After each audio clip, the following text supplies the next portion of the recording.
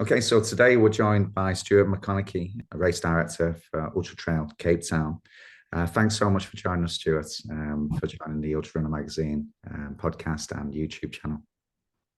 Thanks, man. Yeah, thanks very much. Fantastic to have the opportunity to speak to you.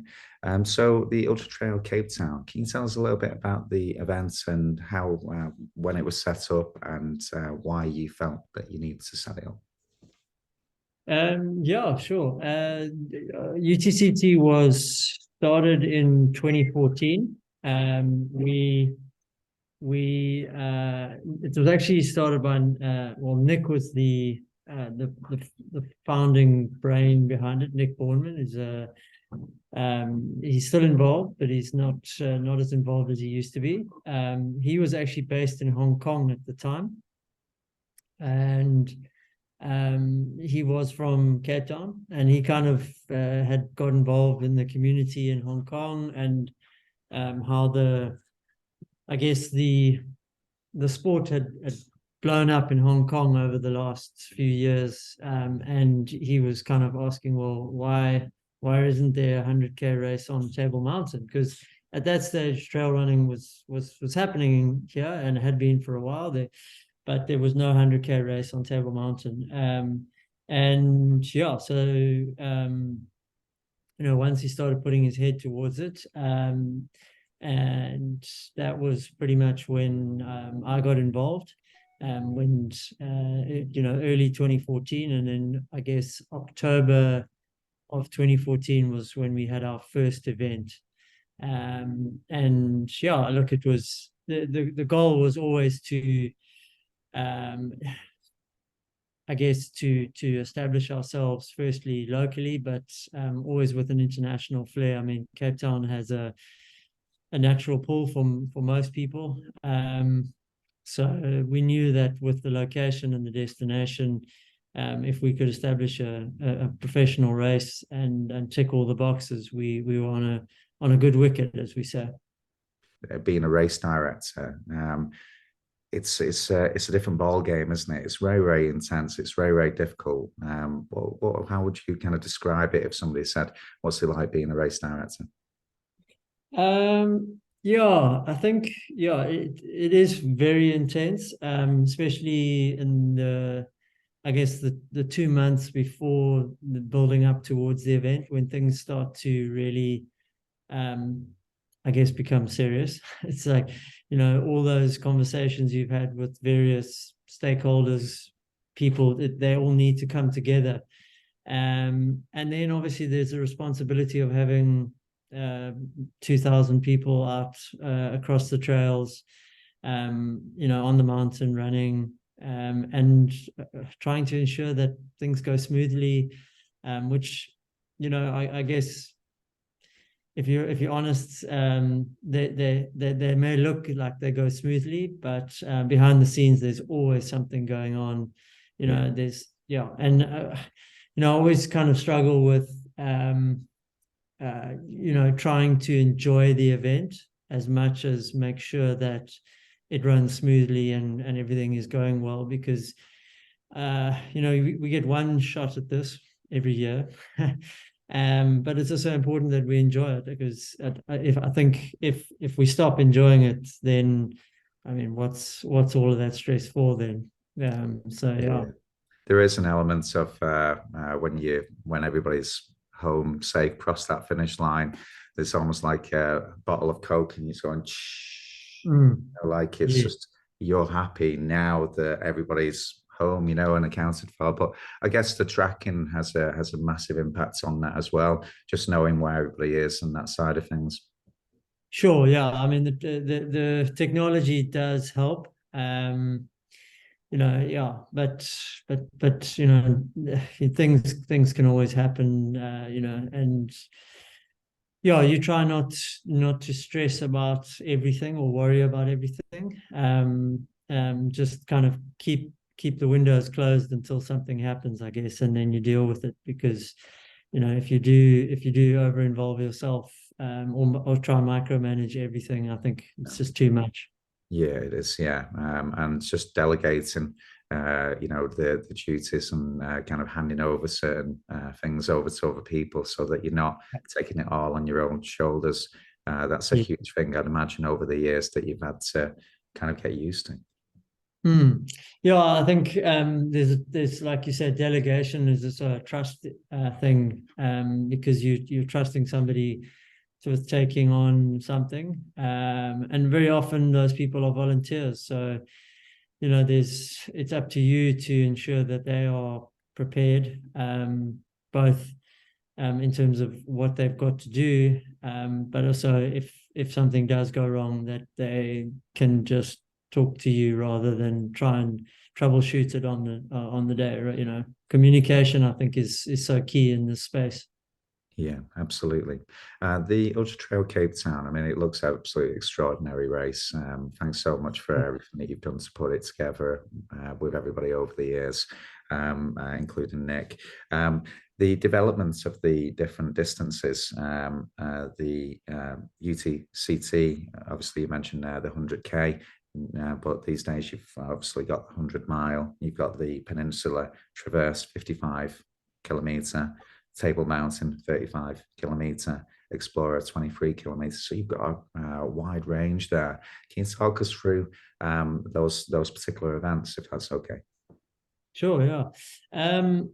Well, I guess we kind of need to almost take it back. I think with when we initially, or when Nick initially got the permit for the 100K, which was in 2014, we had a time limit with the park of 15 hours, and that was to ensure that we didn't use the park at night, which sounds a bit strange, but I think, you know, what it was a trust thing. They needed to know that they could trust us with the responsibility, and over the years we developed that trust and built on it, allowing us to stretch the event.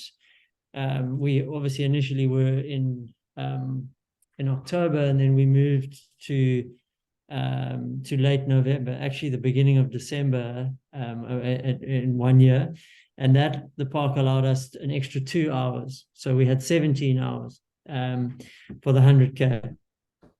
Obviously that creates, you know, a hell of a tricky course to finish in 17 hours. So we were looking at probably, you know, 40% of a traditional field running a race. But yeah, we stuck with it, and the park eventually consented to 24 hours. And when they allowed us 24 hours, we kind of said to ourselves, at the time, we said, well, we may as well ask for a miler, because the going's good, and what's one night if you're going to do, well, what's 2 nights if you're going to do one, sorry. Yeah, I think that was obviously largely the story of the two longer races. The miler was our first one, was last year, which went brilliantly. And I think people have realized it's a beautiful course, but it's very tough as well. But in saying that, you know, we know that the sport it's certainly growing, both locally and internationally.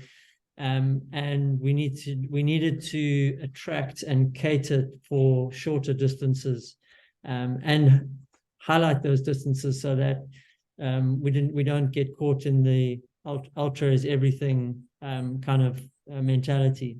So, you know, we initially had in 2014 we had 3 races, and then we've developed the 35 more over the years, and then we brought in the 21, which was 17. We changed it.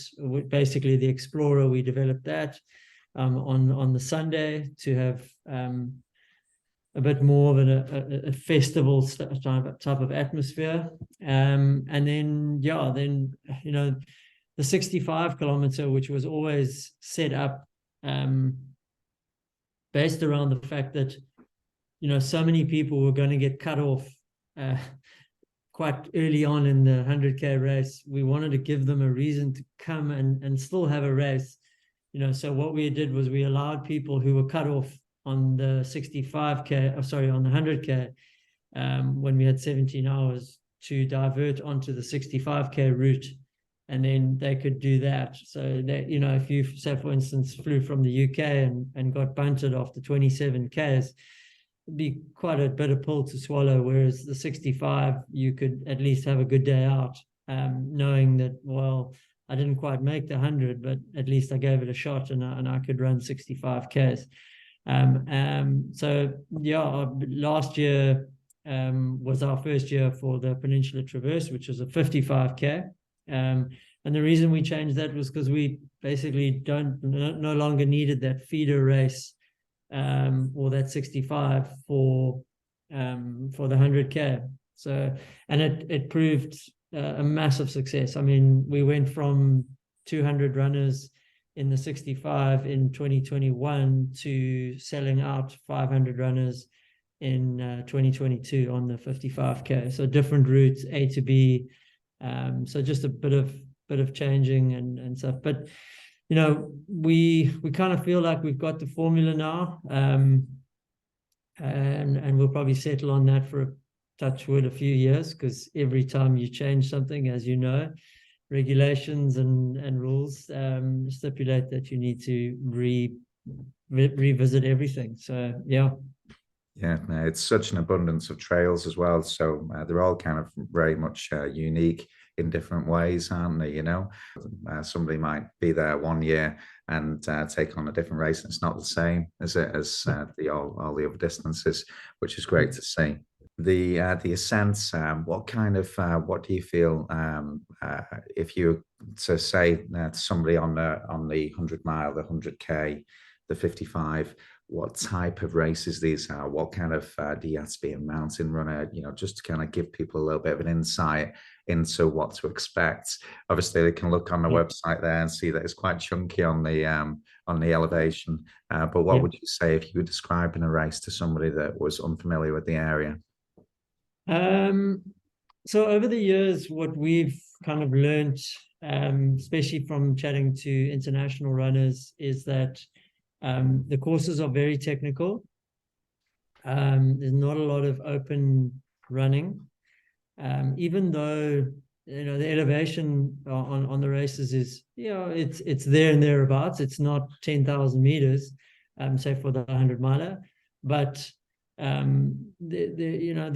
trails are very rocky. They're very so we've had runners come who are natural runners, but just struggle to run on that terrain. So I think there's a lot of concentration involved. Not a lot of time to look up and appreciate the views. I think last year there's a couple of people summed up the miler for me as beautifully brutal, because it just it grabbed you. I guess 100-milers are always going to be tough, but this one just felt like people were talking about, and across the other races as well, just goes for a technicality, almost like a sky running. Like you would talk about sky running being technical and across mountains and rocky terrain. So that's how I would pretty much sum it up. Yeah. For the other distances, would you say that anything, would it be similar kind of terrain, or is it different per event? Is it as technical? Yeah, I think, look, the 23 is probably the Explorer is probably the least of the technical races, but it does incorporate practically the last 21 kilometers of all of the other races. Right. So it gives the idea is also that we're giving people a chance to experience what the other runners are going through. Yeah. But everybody has their distance that they can manage or that they can cope. I mean, one of our mantras has always been, each race or each distance is somebody's ultra.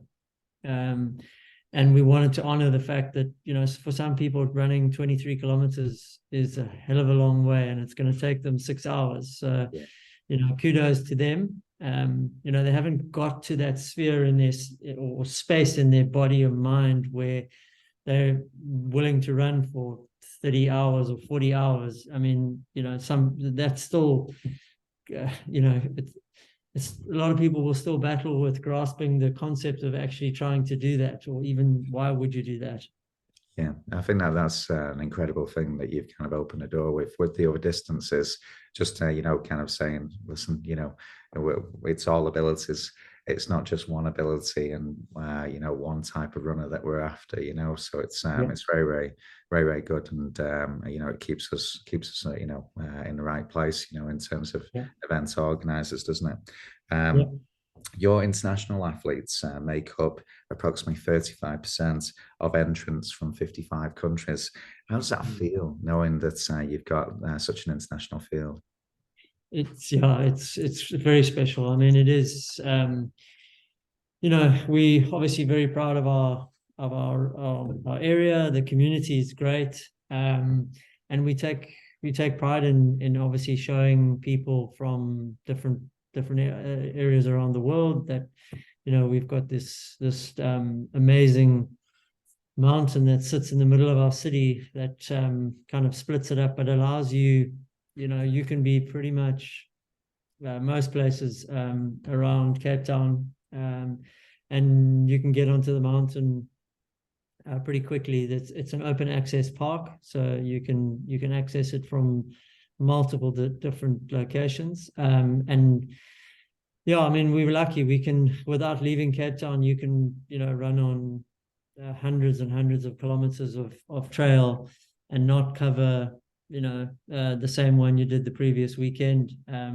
So it's a blessing and a curse sometimes, because you end up just running the local trails. But yeah, I think internationally, we always knew or believed that Cape Town and its trails had a massive well, massive value and something to offer, not only locally but around the world. And that's how we've always tried to position it, is that it's a local race with an international flavor. Yeah, absolutely. And the community, how does the community feel about when the race kind of comes around? Yeah, I mean, we're very lucky in that they've really taken it to heart. UTCT is now obviously seen as the premier race here, and being at the end of the season, it's you know, a lot of guys kind of talk about it as, or a lot of people talk about it rather, as the last dance or the big show. You know, it's, you build your year around getting to UTCT in good shape, or whatever. And yeah, I think, you know, just around that community, it's we always say that you're either running, supporting your fellow trail runners, or you're volunteering. You know, you whether you're one of those three, you're involved basically. So I mean, this last year we had over 500 volunteers on the event, and we couldn't do it without that community. So it is it's instrumental, and obviously they are the lifeblood of the event, because they carry so much. I mean, you can make it as fancy and as many flags as you want, but if that feeling doesn't come across, you're lost. So yeah, we're very lucky and grateful for what the community do and how they appreciate the event. Yeah, I mean, at the heart of everything, there is those people that kind of put it together. So well done, you know, in kind of passing on that passion, because without that, it's going to be, you know, it wouldn't be the same event, and it's something that you can't buy, that kind of thing. You know, no amount of money can buy that community, that Uh, spirit, that passion, you know, and just having a volunteer put a hand on your shoulder and going, "Are you all right?" You know, just yeah, you know, runners know, don't they, and people know, you know, and but thank you very much for sharing that. Um, sure. we see that you have like an elite athlete assistance program. How's that work? So obviously, I mean, if internationally, if we talk about that side of things, if you're an elite runner over 800 ITRA and as a male, and over 690 as a female, we will you basically get an elite entry. And then what we try and do as well is we have an elite athlete manager,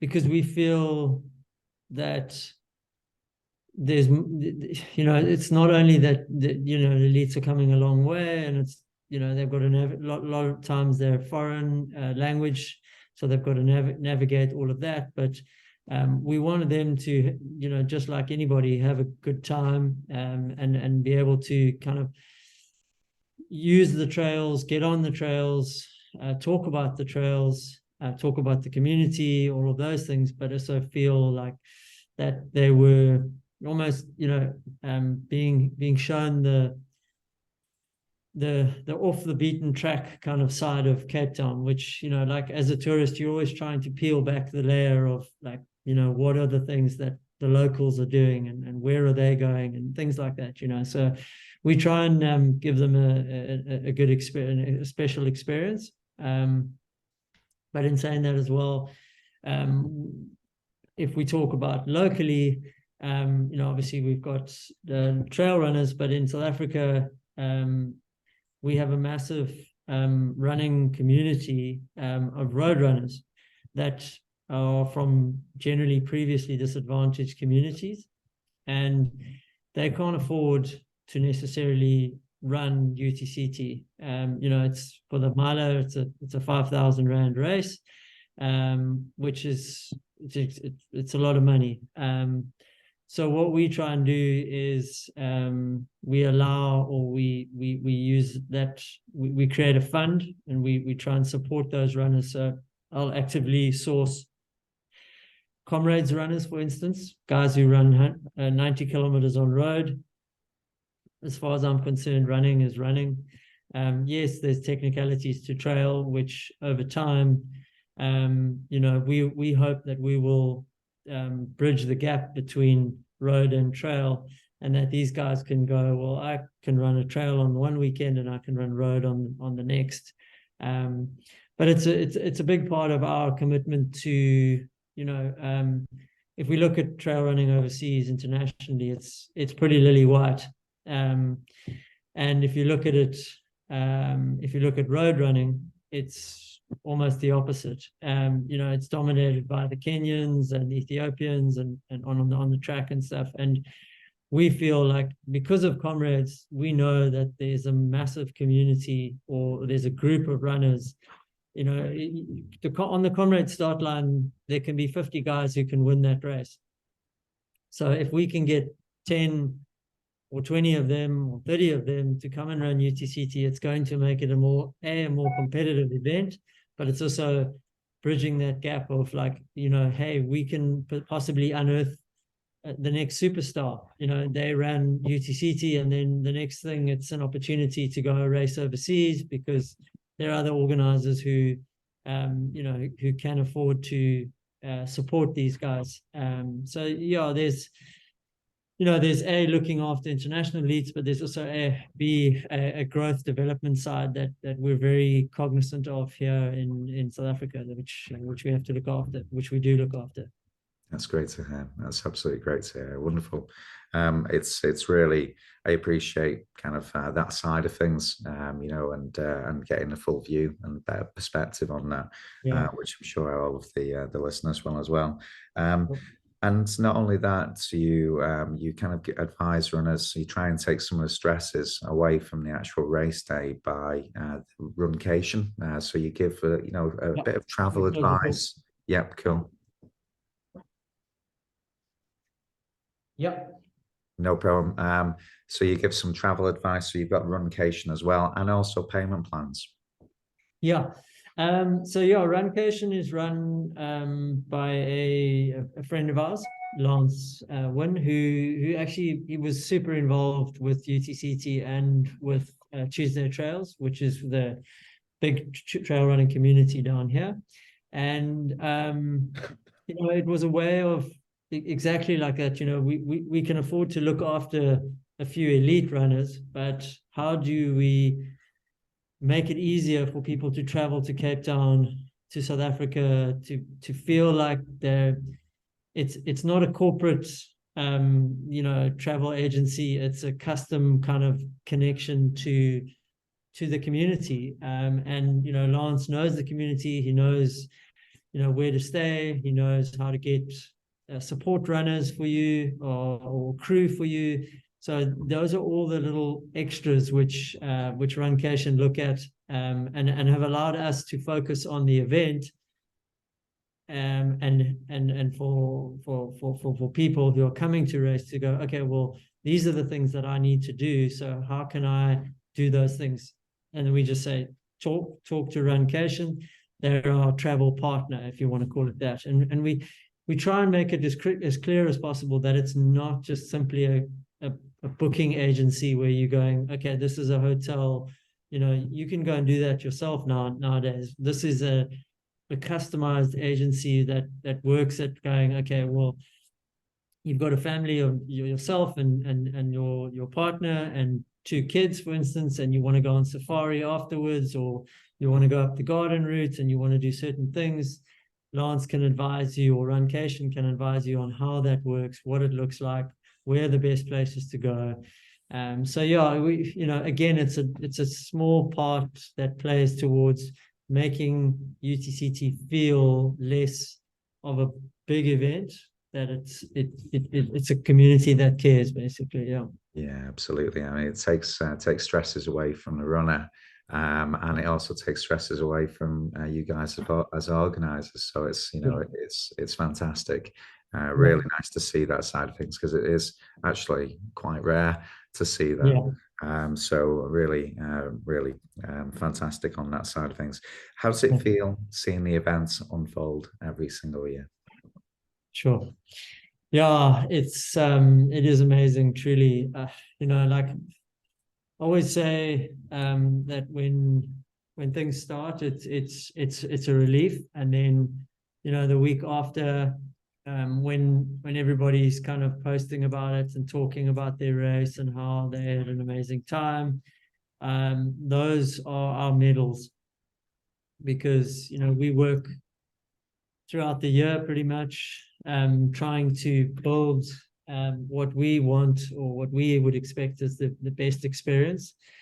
So yeah, it's hugely rewarding to see it come together, and obviously to see the international elites racing and the local guys, and just to see the event grow as we've dreamed it, and then to see it come to fruition is it's very rewarding. Thanks. The national park, you work hand in hand with the national park to preserve and maintain the trail. Can you tell us a little bit about that side of things? Yeah. So as I mentioned earlier, with the park, it was certainly a trust relationship, and over the years we've built up that trust, and so because it's an open access park, it is because in South Africa we've got a lot of national parks, but most of them are enclosed, obviously due to wildlife and things like that. So in Cape Town, it's an open access park, so they have certain stresses and issues that they have to deal with, and we try and support them with not only dealing with those, but public relations wise, the fact that they are actually out there trying to do the best they can. Maintaining the park is a tricky job. Table Mountain National Park pulls in a substantial amount of money, but that money needs to also be distributed to the smaller parks, which perhaps don't draw that money, but are so important to the national landscape. So there's a lot of things which the park needs support with, and I think we've in the last few years with another group called Friends of Table Mountain, we've been able to raise funds and actually help build trail through races, maintain the trails and things like that, and that comes through time and building relationships with the park. So it hasn't always been easy, but these things take time, and that's why we've invested in it. Yeah, absolutely. And I can see, just by looking at the website there, just how important that is to you. That it is very, very much hand in hand with who you guys are. And one of the things that you do state on your website is that we're all runners as well as sponsors, volunteers, the community. You all work together, and you're guardians of the environment in many respects. So it's Yeah. beautiful to see it like that. Um, and that's part of your environmental charter 2017. Just in terms of your relationship with Ultra Trail Drakensberg, fantastic to see. Such a great guy, Spurgeon, and the team over there. Tell us a little bit about that.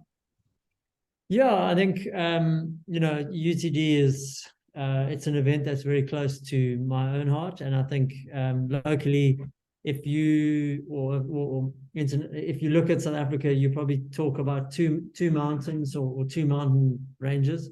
One would be Table Mountain, and the other would be the Drakensberg. If people ask, so we always believe that, or we think that Drakensberg is a natural fit for people. It's an amazing destination.